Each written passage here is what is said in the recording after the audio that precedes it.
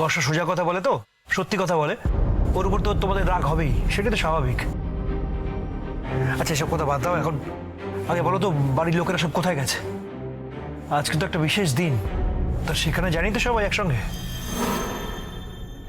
যার ছেলের চাকরি গেছে তার মা নিশ্চয়ই ছেলের চাকরি যাওয়ার যে কারণ তার বাড়িতে গিয়ে জন্মদিন পালন করছে না? তাই নাকি? তা আজ কার জন্মদিন? আজকে স্বতন্ত্র বোসের জন্মদিন। বাবা, তাই নাকি?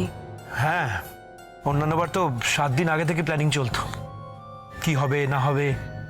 আমি অবশ্য ইনভলভ হতাম, তখন তো আর চোখটা খুলেনি আমার।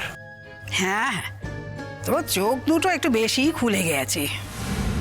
এতদিন না তুই অন্ধ ছিলি, অন্ধ অন্ধ। তা নাহলে বুঝতে পারতিস যে 7 দিন ধরে শুধু নতুনের জন্মদিন নিয়ে তো ভাবনা চিন্তা হচ্ছে না।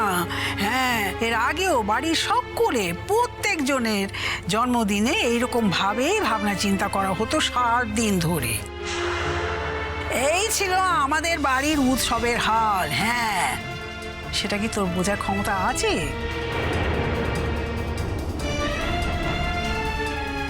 আমি যে এত বুড়ো মানুষ, আমার জন্মদিন নিয়ে কত কীর্তি করতো, বাপরে বাপরে বাপ। আমি মোটে নেবনি কো দামি জিনিস, সে তাতিয়ে তুতিয়ে বুঝিয়ে সুজিয়ে আমাকে সেই দামি জিনিস হাতে ধরে দিত।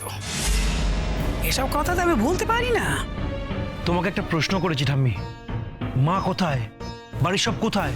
তুইও তো বাড়ি থেকে যাস যখন, হ্যাঁ কোথাও তুই তো বলে যাসনি কো মোটে। তাহলে তুই কেন জানতে চাইছিস তো মা কোথায়, বাড়ির সকলে কোথায়?